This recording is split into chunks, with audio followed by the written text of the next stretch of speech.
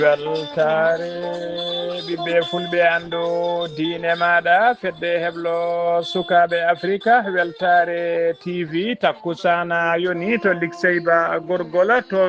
likseyba gorgola to dere misa to ɓoggila ceeli to helbira to sabbar to wullo ram to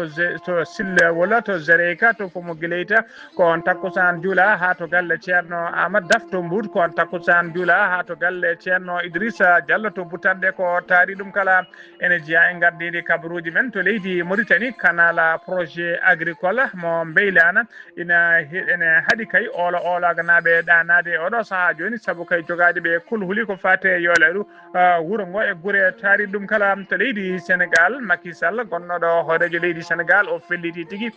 dartade e yeddude ha soro ladde kay ko fate laamu kesngu ko wiyata omo ɗacciri leydi ni ñamade mawde tawi ko ñamade suudani woni ko wiyete det caché to leydi Mali ko 1 militaire ɓe martabuji towɗi ene tawe hen aux généraux ji ɗiɗi kañumen tigui mbaɗa limogé woni ɓorta ha laaɓi e koniyankagal kedde Afrique ko Alassane Oumar Mbodj jaɓɓorɗen habaruji men joolat jaɓeri ma jaaha to dowlati tedduɗe Amérique to leydi Russie to leydi Liban bisimilla moon e ketki hotodirte joni joni piren pacciren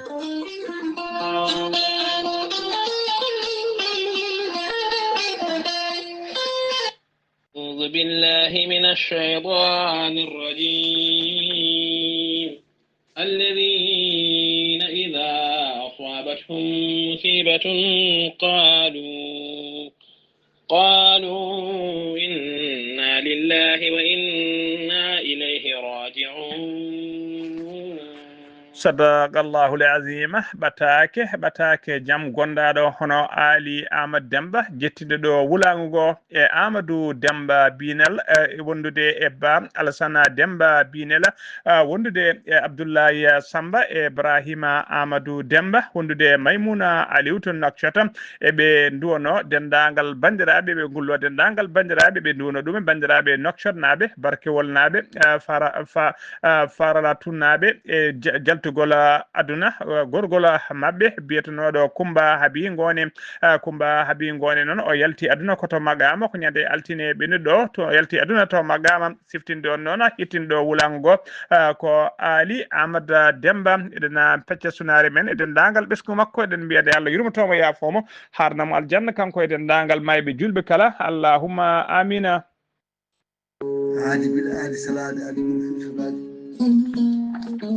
salade aadi ɓuuri firtude aadi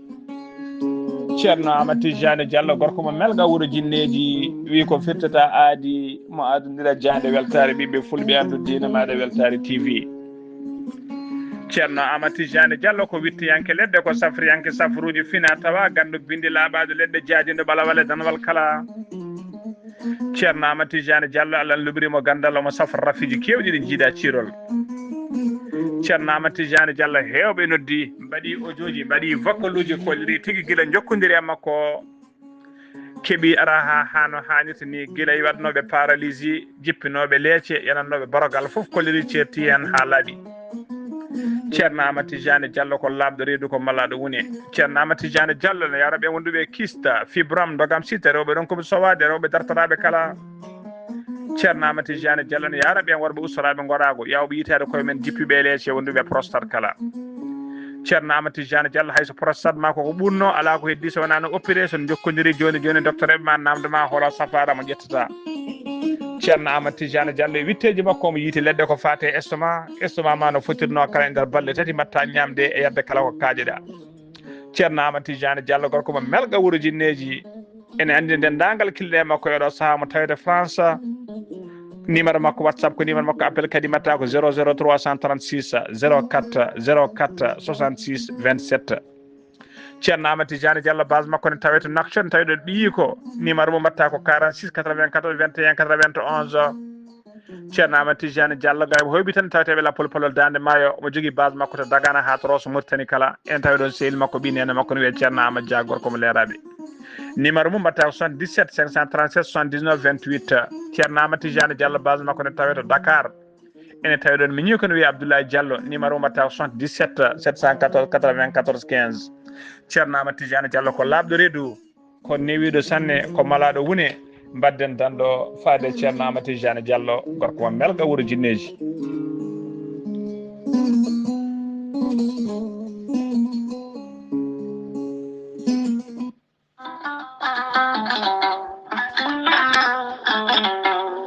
gorel te ko aadi yanke mo firtata aadi e jayde weltare tv gorel te ko aadi yanke ɗoftowo ɓen safrotoɓe e muɗuma gorel te ene hollita weltare mum faade ɓen e kala saaha artoɓe gorel te ene kollita dañi hen aafiya mawɗo no feewi gorel te ko haako moƴƴo iwru ko tokkore dinnoro ari ko wallude e safrude ha moni kala daña aafiya muɗum on joguiɗo AVC cardiaque ƴiƴam dogata e ɗaɗi mum ɓandu jaaɗoru ɓandu wuloru neɗɗo tuƴiɗo mo nangata taare kala mum de gorel te ene humta on haaju gorel te noon sa yiɗi andude ko jangta e mum ko kala jahata koto Google mbaɗa www.gorelte.com ma jangan hoorema kala gorel te an tuƴiɗo donkuɗo yaade juma e jama ni jokkoyde enɗam kala musalla ɓandu no fotiri kala gorel te ene momta ha laaɓa e ballal jomiraɗo o sa yiɗi jokkodirde e tongoɗe gorel te beele mbawa jokkodirde mabɓe Oumar Dia to Tambacounda 77 527 14 44 so tawi koto Bonji Salamata Ba 77 695 43 01 so tawi noon gonɗa koto Gawol ko Farmata Abdoulaye 77 150 70 61 so tawi noon gonɗa koto Guédiawaye Amadou Abbas Ka mbatta ko 78 313 89 28 so tawi noon gonɗa koto Thiès e ko taari ɗum kala jokkodirta koye Moussa Dia 78 860 76 68 so tawi noon gonɗa koto leydi Mali to wiyete Melga Mali jokkodirta koye Abdoulahi Diallo mbatta ko 00 223 72 49 30 07 so tawi noon gonɗa koto leydi France jokkodirta koye Haruna Ngayda 06 50 99 64 43 so tawi koto États-Unis d'Amérique gonɗa jokkodirta koye Abousso Kawral Fouta Business plus 1 34 77 01 56 77 musidɓe tedduɓe gorel te kawis ɓolo e muɗuma kettode kaburuji mon e demgal pulaar Afrique, Asie, Europe, Amérique, Moyen-Orient, Océanie. Jam ñalle mon musidɓe tedduɓe eɗen gone alarba jeetati lewru yarkoma hitande ujunnaje ɗiɗi e nogas joyi habruji mon e ɗemgal pular e sowte ko musidɗo mon seydi mon Ghali Abouba to karallagal ha mbawon yiide en to banggue nate ɓosoje ko musidɓini men seydi men Saydou Abouba ko adi kabruji men ɗon fedde yidɓe Sar Abdoulaye Sara e ceerno Khalid Abdoulaye Sy walla mbiyen fedde yuman almuɓe e gardugol sokhna Aminata Guissé ene mbaɗi erango faade dendagal bandiraɓe kala jiɗɗo tawtude fedde nde jiɗɗo kadi wallude ɓesguji men sukaɓe men tawi ko janggoɓe Qur'ana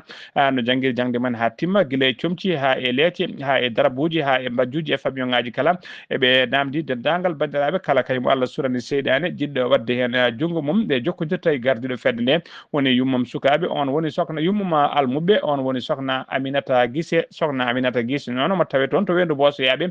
to leydi Sénégal numéro makko mbatta ko 00 221 77 549 29 32 mbiɗen mbatta ko 77 549 29 32 ko numéro makko leydi Sénégal kala jiɗɗo wadde hen mbuɗu mum kay walla joguiɗo ballal ine yiiɗi wallidde sukaɓe almuɓe kay nde tinnoto wawa jokkodirde e makko so ɗum ɓenni kadi eɓe ɗamni ko ɓoyani ɗo kay e hitande kay ɗo e décembre walla lewru janvier ɓe ɗamni kay wadde jillu mabɓe nder leydi Mauritanie ha toon to ligseɓe gorgol e to mbaahe kala tawi ko addude balle faade ɓen almuɓe Qur'an mubbe jangobe Qur'anul Karima ha joni khabruji men demgal pulara to leydi Mauritanie pudoɗen leydi Mauritanie tawata leydi Mauritanie wawi tawtorede kay forme international de l'investissement ko be beta fil Sénégal 2025 forum non o fuddi ko talata hanki jeeɗiɗi lewru yarkoma hitande ujunnaji ɗiɗi e nogas joyi o fuddi koye ndara Dakar leydi Mauritanie noon wawi tawtorede on forum tawi yahaniɓe toon ko ministre Amadou Tidiane Thiam kañum woni jaagogal kafnako faɗi min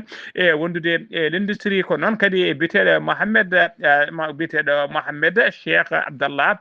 Ben Bouya on ko conseiller à la présidence de la République tawi kadi ɓe jaadi e délégation timmuɗo tawi ko délégation à haut niveau ha joni ko gendi Mauritanie kadi en talata hanki jeeɗiɗi lewru yarkoma jagorgal leydi Mauritanie kalfinaɗo ko fati culture art communication et relation avec le parlement tawi kadi kanko woni joguiɗo konngol laamu on woni Hussein Wula Meddu o ɓayini tigui kabaru hollirde wonde kala hitande kay Mauritanie heewi mawninde ko wiyete festival Gure Ganni woni Gure ɓurde ɓoyde hitande hikka nde ɗon on festival nanga tigui koye lewru décembre tawi kadi ɗum waɗata ko toon to wuuro witengo Wodana ha joni ko leydi Mauritanie kedoɗen dysfonctionnement canal walla mbiyen pusgol canal tawi ko canal agricole mo beylana addini kay guure kewɗe no fewi e on diwan caɗele mawɗe no fewi canal o noon fodde o kay canal o jutedi makko ene qime ha kilométre uji tati guila kay o waɗa teskama kala ndungu kay saaha kay oɗo saaha joni e ɗum heewi wadde sabade yolere tawi yaala guure ɗe ko ɗon heewi natede ko canal o heewi fusde canal o noon e oɗo saaha joni teskama o fuɗɗima fusde kay o fuɗɗima wadde inondation wona joga e guure kay puɗɗiɗe taw ko guure takkiɗe e sara oɗon canal ɗen guure noon e oɗo saaha joni yimɓe guure ɓe kay hay sinno ɓe lelima ɓe danoto ko guitela gotel saabu huldeɓe kay yolaru ardiɓe guure ɗe noon ko wayno ologo ko wayno Beyla e ko wayno Gourdiane kamɓe kala noon ɓe mbawino kadi wadde sette mabɓe wawde yiyoyde kay laamu ngu caggal ɗum noon hoorejo conseil régional de Brakna hono Diallo Mamadou Amadou wawino tigui yettade toon ardino kay ha toon yira toon kay ha yirude guite mum sedrade guite mum kay ko faten nduɗon yoɗere o yii noon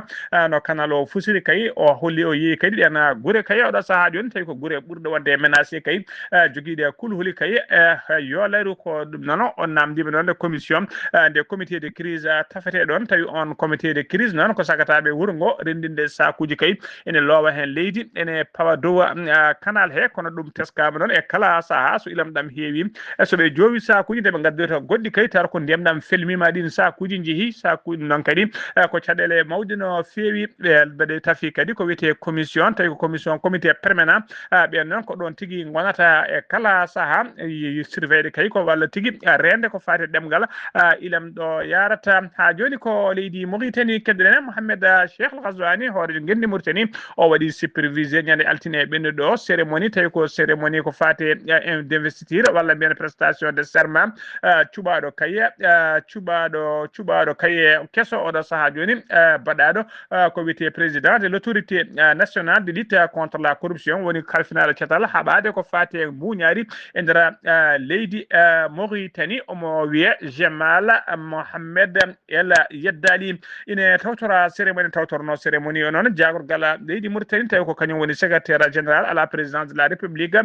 biteɗo Moulay Wula Mohamed Lakdaf ene tawtora ɗum kadi ministre kalfinaɗo ko fati cabinet président de la république woni nani Wula Choroga ko noon kadi jagorgal kalfinagal ko fati ñawoje Mohamed Wula Choydata tawtorama cérémonie ko noon kadi jagorgal kalfinagal ko fati gueɗe économique et développement biteɗo Abdallah Wula Souleymane Wula Cheikh Sidia ko noon hoorejo cour suprême mo gendi Mauritanie hono Cheikh Ahmed Wula Sidi Ahmed wawi tawtorede ko noon kadi le conseiller à la présidence de la république biteɗo Mohamed Mahmoud Wula Emmat Ami ɓeɗo foof mbawi tawtorede oɗon cérémonie tawi ko prêté serment oɗon gallinaɗo eɗo saaha joni galɗo cetal haɓade mbuñari e nder gendi Mauritanie ha joni habaruji men demgal Pulaar to leydi Mauritanie ha joni keddoɗen jagorgal leydi Mauritanie kalfinaɗo ko fati énergie et pétrole biteɗo Mohamed Wula Khaled o waɗino visite kankone talata hanki o toon to kaggulare woni port autonome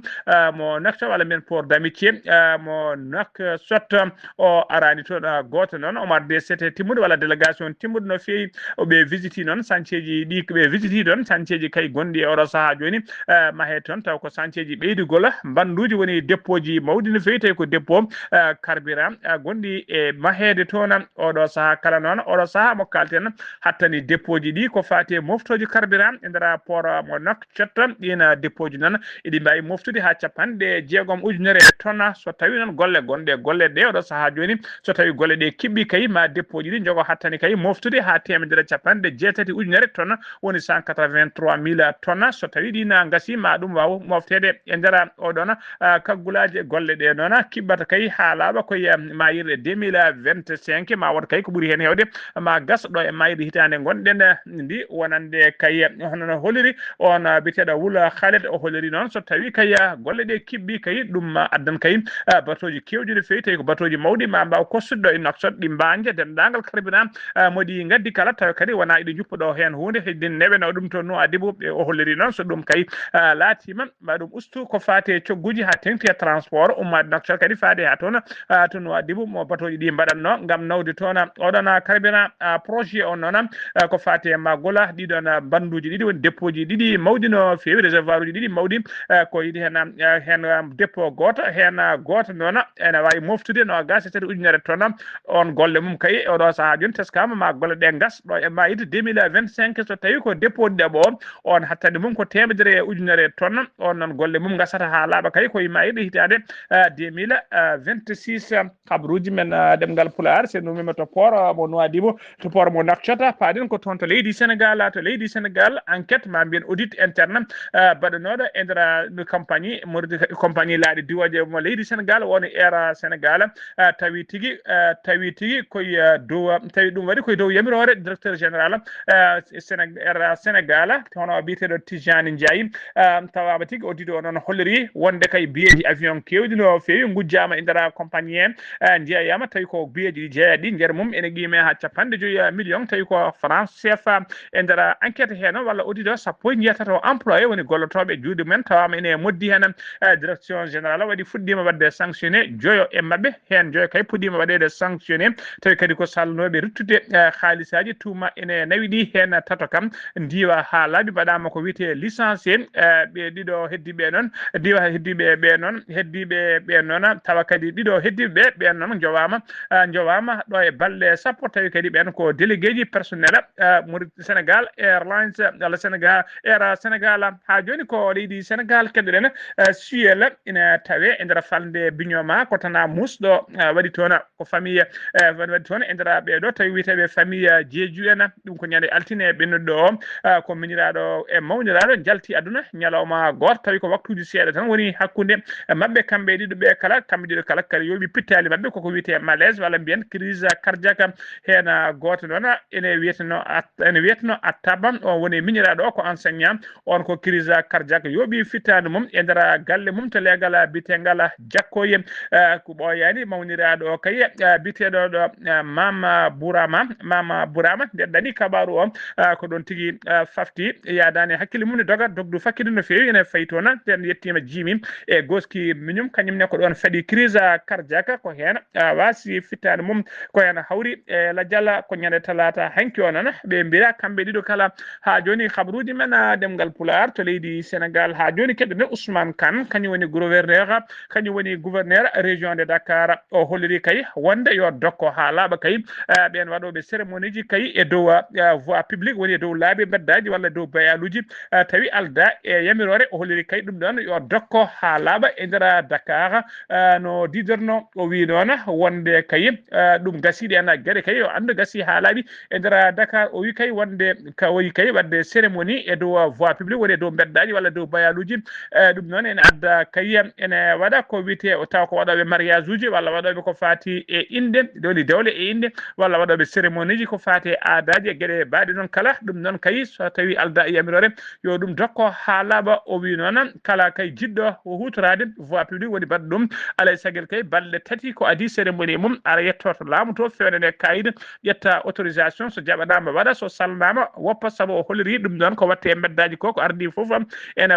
haɗa ko wiyete circulation e bloc ka circulation ya gartaji otoji e ɗuma ɓeyde kadi ɗum heewa kadi gulali gila woni licence sonore woni tigui musique aji gulali mumen bawɗi kala ene tampina hoddiɓe ko wona ɗum ko kadi o holliri ene saabo kadi ko wiyete a trouble à l'ordre public saabu e kala saaha fitinaji ene mbaɗe hen ɗum noon o holliri emirore faade o rokki emirore faade préfet ji e faade commissaire uji wondude chef de quartier ji ene toppito kay ngallo kulal nde watte appliqué kala noon nangaɗo kay e nder Dakar à partir de ñalawma hande o kay nangaɗo e nder Dakar ene waɗa ɗiɗon cérémonie ji e bedda tawi alda e kayit alda e emirore yo mum koko fawate ko amre fawno ha furti koyɗe ha joni ko leydi Sénégal keɗen Salimata Dieng ko kañum wonno secrétaire général national de la jeunesse patriotique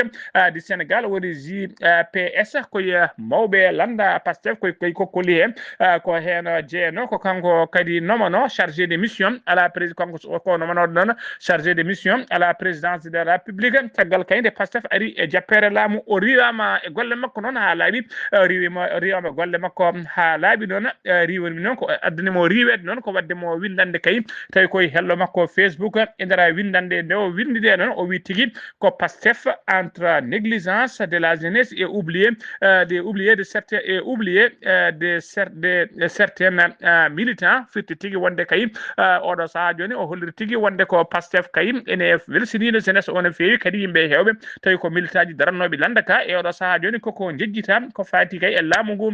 ndena windande noon ko ɗum saabi kay haw itta e golle makko holliri noon wonde kay o heeɓino convocation ngaji laaɓi ɗiɗi e hen convocation ngaji goto o joddinoma e biteɗo Sidi Alpha Ndiaye ko ministre chargé des affaires juridiques et directeur adjoint du cabinet du chef de l'état on noon wimo wonde kay wonde o yoɓani Bassirou Diomaye Faye o yoɓani ɗum omo jogui mum manque de loyauté envers le président de la république konngudi on biteɗo Sidi Alpha Ndiaye ɓe duddini hen kay o wi wonde Sidi Alpha Ndiaye ɓuranimo wonde loyal envers Bassirou Diomaye Faye on paami tigui ko waddemo ndeɗon windande kay addanimo ittede ha laaɓa e waɗede limogé e riwede e golle muɗum ha joni ko leydi Sénégal keɗoɗen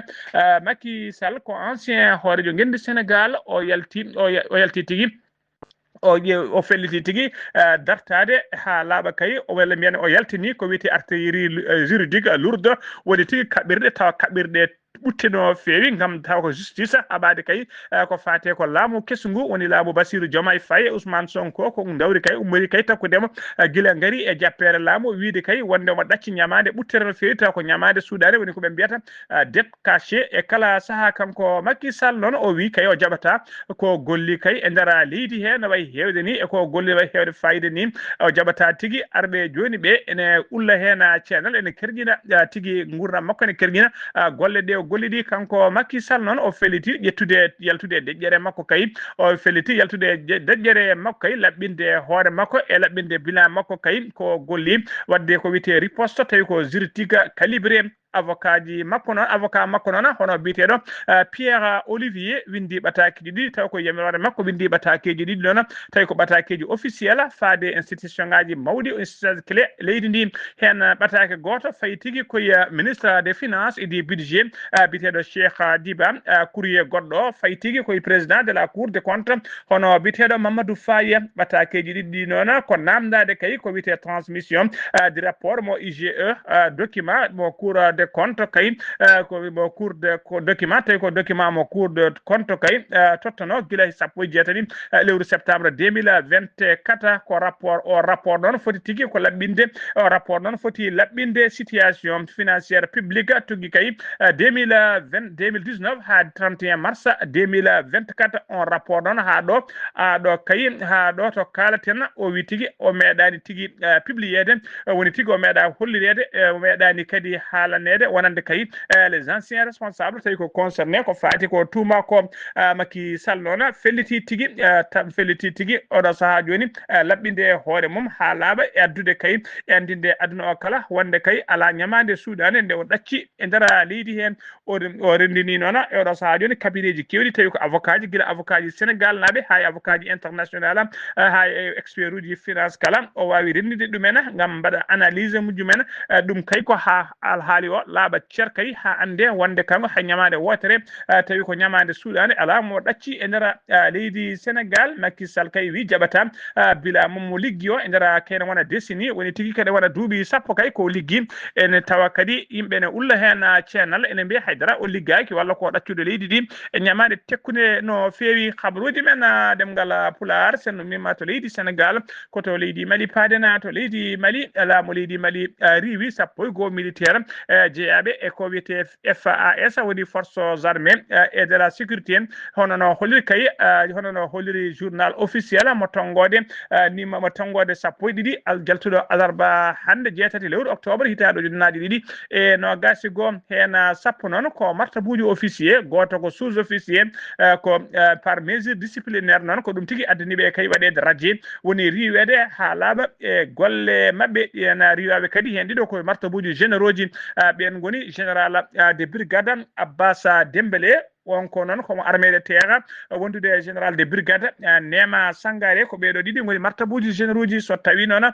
ko officier ji riwaɓe ɓe ɓen goni go lieutenant colonel Amadou Keita on ko direction génie militaire ko toon golloto ɗiɗo ɓo noon ko lieutenant colonel Amadou Keita on lieutenant colonel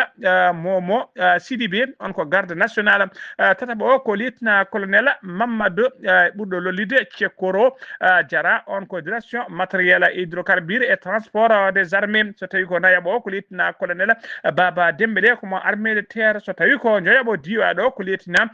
colonel Sungala Diop on ko direction centrale de service santé militaire so tawi ko jeegamo o ko Mohamed Ouattara on ko armée de terre bateau jeeɗiɓi o ko capitaine Cheikh Ahmadou Fama on ko Fane on ko armée de terre so tawi ko bateau jeetaɗo ko capitaine Magassi Tunkara ko direction génie militaire so ko ɗo ko noon kadi ko noon kadi hono oɗon décret mo galle lamorgo siifi ko fati diwgol ɗiɗo officier ji ko noon kadi jaagol galla mabɓe ministre de la défense kalfinaɗo ko fati défense hono biyeteɗo Camara hono biyeteɗo général Sadio Camara kañum e hoore mum siifi décret on décret noon ko diwgol sergent chef Boukari Karakodjo komo armée de l'air ha joni ko leydi Mali keddoɗen janguji seɓɓitiɓe walla jangu terroriste en waɗi e dow lawol ummade en sogo faade to wiyete to faade to wiyete la bengiza non ko talata hanki subaka ɗum waɗi sara pont moɓe mbiyata pont comme kangola waɗɗani wuuro witengo Bentia wonɗani wuuro wiyeteɓe paddi noon ko convoi autoji ɗina autoji noon tawe hen ɗina autoji ɗiɓe paddi noon tawe hen mini car goto wondude karuji mawɗi tawi ko baɗoji transport en commun ɓe mbawi tigui faddade ɗin camion ngaji kala ɗin bisuji kala ɓe mbawi faddade ɗum ɓe dartaniɗi ɓe joole karuji ɗi ɓe dendagal jolnoɓe hen guilay passager ji ha e chauffeur ɓe kala ɓe teeti dendagal koppereji mumen e dendagal téléphone aji men ordinateur uji men montre uji men cuɗari men e ko joguino e bagage uji moƴƴi kala ɓe teeti ha laaɓi ɓe jaadi hen hay goto noon gagnaki hay goto kadi wasani hen fittade mum koto leydi Mali ha joni keddoɗen ɗeɗo balle kala e nder Bamako koko ɗum no fewi ko fati e carburant woni tigi ndelam kubbam koɓe koko ngakkuno no fewi e nder Bamako lamorgo leydi ndi talata hanki o noon kikiɗe fay jamma teskama fodde temettati camion citerne dimdude carburant kay mbawi nadde Bamako tawi kay ɗiɗi gaari ko armée o woni Fama ene waɗi ɓe escorté haaɓe jetti e nder Bamako oɗo saaha joni kay fodde temettati camion carburant nana tigui ndeɓɓade tigui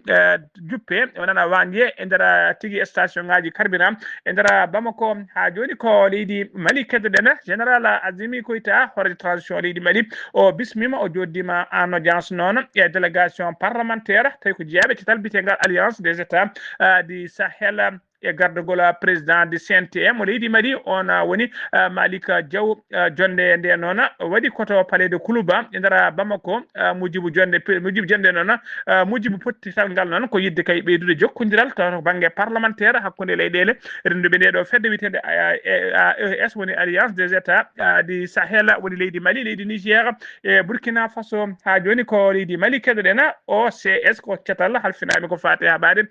drogue e poɗɗe ɗanoji nder riidi he ardiɓe cetal ngal noon kolliri kay wonde nder ɗiɗo lebbi jeenayyi hitande 2025 dari ndi lebbi mum jeenayyi gadi ɗi kay ɗiɗo lebbi jeenayyi gonnaɗi ɓe kolliri kay ɓe mbawi e gardugol général e gardugol colonel major Fouseyni Keita ɓe kolliri kay nder lebbi jeenayyi ɗi ɓe mbawi teɓade capanɗe jeetati e jeeɗiɗi tonnes ene fawi temedde 4 kilo tawi ko drogue mo hinde cocaïne cannabis emo hinde emo kinde hashish wondude e podɗe ɗaynoje e nder lebbi jeenayyi ɗe kadi ɓe kolliri ɓe mbawi teɓade kene ɓuura temedde joyo neɗɗo tawi koye dillannoɓe e on fannu e nder ɓen naggaɓe hen tawi capanɗe jeetato e nder ɓen naggaɓe hen temedde 4 capantato ko worɓe capanɗe jeetato e jeeɗiɗo heddiɓe ɓe ko rewɓe habaruji men demgal Pulaar kedde Afrique jabboɗen ko Alassane Oumar Mbodj Alassane Oumar Mbodj a salminama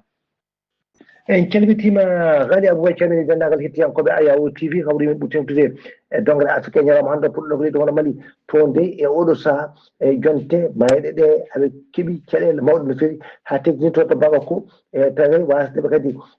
dañde taw ko carburant ene teska guila e daroɗe lewru silto ujunnaje ɗiɗi nogas e joyyi kamɓe GST en taw kadi ko nodduteɓe taw kadi ko GNM ene wayno ko jokkodirɓe Al Qaida kamɓe de ɓe juppino toon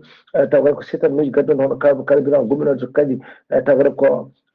caggal leydi hono Mali ɗum neɗɗo aɗa kaɗa toon carburant wona ɗum no feewi ɗum noon oɗo saha noon ɗum reeɓi ha yettima noon toon to capital to aɓe jogui oɗo saha caɗele mawɗe gam dañde toon ɗum noon taw kadi ko carburant ta ƴeewi kadi ha sarani toon to Sikaso to Kayi Sékou mofti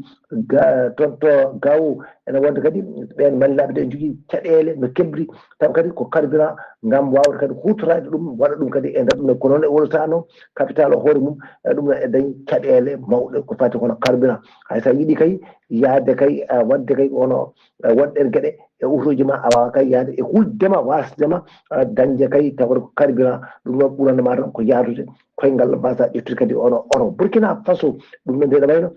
ko won ɗiɗo e terɗe tawde ko bale citoyen mbawi kadi ko wuppirede yo jaay e Hammadi kandiji mumen ene wandi ɗo juɓɓuɗi ene wayno toon ko fatti noon to fatti Aboudou Rasmana ene wayno dow Zina Ba e Bassirou taw kadi ko Badjo ko ɓen tigui goni militant ji taw kadi ko actif jaganoɓe e ɗum taw jaguiɓe ko yimɓe taw kadi ko ɓen jaggunoɓe ɗum noon tawde ko yimɓe kadi civil en ɗum noon ko guila e nder lewru février ujunnaje nogas e nayyi ko kamɓe tigui nawta ha to cuuɗi mabɓe ɗum noon wonno ko ñande altinare kono ɓennuɗo nde Côte d'Ivoire to nde ene wayno Abidjan ene wayno oɗo saaha ko ɗum caɗele ko fatti noon e wawde kadi hollude ɗum ɗo taw ko valeur ko fatti kadi siftorde ɓen taw kadi ko ancien combattant en ɗum noon e nder toon to Côte d'Ivoire ene wonde pellital mabɓe e wawde kadi wiide wonde mbaɗa ko ndiɗon juɓɓudi taw ko ancien tawde ko combattant yen e wawde kay wiide wonde alaa saago ɓe mbaɗa kadi contribution mabɓe tigui rigui ko fatti travailleur sénégalais ji ɗum waɗi noon ko ndiɗon juɓɓudi taw kadi ko mbiyata ko association fraternel ko taw ko ɓen mennoɓe wonde combattant ji ɗum noon taw ko jaaɓe leydi woni Côte d'Ivoire ene wayno maɓe jettoyo e nogas ɗiɗi ujunere temedde jeenayo taw kadi ko ivoirien aji ɗum noon ɓe mbawi kadi kono taw kadi ko waddede ƴettede gam wawde kadi kono haɓade ɗum ɗon wonno kadi ko guilay premiére taw guerre mondial ko hen tigui ɓe ƴettono fodde nogas jeere temedde jeenayyi ivoirien wawi yaade to tawi noon ko deuxiéme guerre mondial o fodde sappo e joyyi ujunere taw ko ivoirien naɓe mbawi kadi kono tawtorede ndeɗon wolde mawde no feewi gam liberté leydi hono France ene way noon médaille uji ani hommage uji tengtidde ɗum noon ko darde mabɓe nde ɓe daari e wawde kadi wiide wonde alaa saago ɓe mbawa kadi kono darade gam mawnide kay ɓen taw ko ancien combattant en e nder min hay tawi ko école aji ɗi taw kadi aɓe mbaɗa hen ɓe peewna ɗum ha feewa gam suuɓi hen chaque fois taw kadi ene mbawa kadi ko siftorde ɓeɗon taw kadi ko haɓaniɓe taw kadi ko leydi France ko fatti e nder nde ɗon juɓɓudi Ghali Abouba ko ɗum ɗo di tonguɗen habaruji men e dongre Afrique e ñalawma hande o taw wonno koye dade musidɗo moon Alassane Oumar Mbodj gorko mo sall dow gam weltare Ayaw TV Alassane Oumar Mbodj golle ma jooɗi peewi ko an uddi kabaruji men e nder dongre Afrique takkusan juulama ha to galle ceerno Amadou Tidiane Alpha Mama Siley Ba to Moderne Kayri ha to galle makko Sama Sa ko on takkusan juula ha to galle ceerno Abou Diaba Sow to Belel Gawdi ko on takkusan kadi juula ha to galle ceerno Yaya Dia to Mbahe e ko taari ɗum kala kabaruji men jolam jaɓeeri koto dowlaji tentude Amérique puɗɗoɗen to Lola James Comey ko ancien directeur FBI omo jeeya kaye o jeeya kaye oɗo saaha joni eɓe yimɓe eɓe Donald Trump kay ɓuuri wutanade woni ko wiyete bête noire mo jeeya e bête noire uji Donald Trump gardiɗo e leydi ndi o darima yeeso ñawoɓe noon o plaidi noon ko non coupable alarba hande 7 lewru octobre o tuma noon ko entrave ayno commission d'enquête woni tigui herƴinde walla hadde commission d'enquête tardini ɗum wadde tawi ko commission d'enquête parlementaire mo tuma kadi ko wiyete fausse déclaration au congrès koye lewru septembre he noon o waɗano inculpé tawi kadi koye dow yamirore e Donald Trump ha joni ko dowlaji tentude Amérique keddoɗen Donald Trump hoore dowlaji tati o yamiri alarba hande o wi tigui wonde alarba hande 7 lewru octobre o wi kay ko yo nangue soke maire Chicago wondude hono biteɗo Brandon Johnson wondude e gouverneur état o hono biteɗo JB Brisker ɗiɗo kala noon jeeya koye landa démocrate en ko hen jeeya o tumiɓe noon ko wasde kay protège wasde rende police tawi ko police immigré biteɓe ICE woni ICE ɓe mbi ɗum ICE ko ɓen kay wasde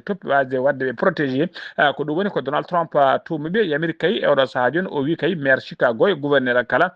wona bool woni place uji men ko yo nangue bedde e nder kaso wona kongo dam ko ngudi Donald Trump koto leydi Liban paaɗen Hannibal Khaddafi ko goto e sukaɓe Oumar Khaddafi noon ko gonnoɗo hoorejo leydi Libi omo nanga noon omo soka oɗo saaha kala e ɗiɗo duuɓi kala omono soka kay e nder kasoji avocat makko noon hono biteɗo Laurent Bays holliri tigui wonde kay o wona karɗo cellal omo foti woppitede o yalta kaso ha laaɓa ko ɓuuri kaso ko adi kay guila ko ɓuuri sefre yande e woyndu kene wona joni noon duuɓi sappo omona soka toon to Liban tawi kadi alda e ñawore guila o soka omon toon o ñaawa kene wona joni duuɓi sappo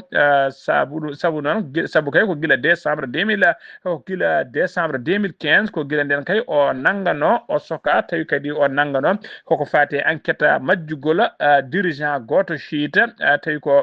goto e libaneji biyeteɗo Moussa Sadra noon ko nder Libi o majjino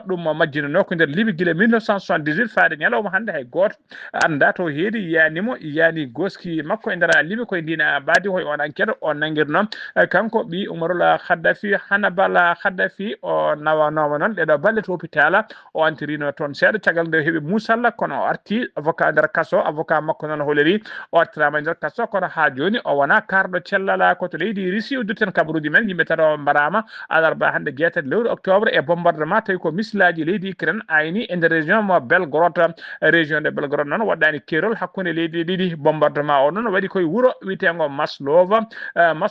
Pristana waɗi kadi barmuɓe hen musidɓe tedduɓe gasi ha laaɓi ceer ko ɗum ɗo wonno komin tonga noon habaruji mon e ɗemgal Pulaar e sawta he ko musidɗo moon sehil moon Haali Abouba to karallagal ha jonta banggue nata ɓosojo ko Saydou Abouba so tawi ko roɓide Afrique ko Alassane Oumar Mbodj ketki malaki jaam o jaam Allah jogomi jogo on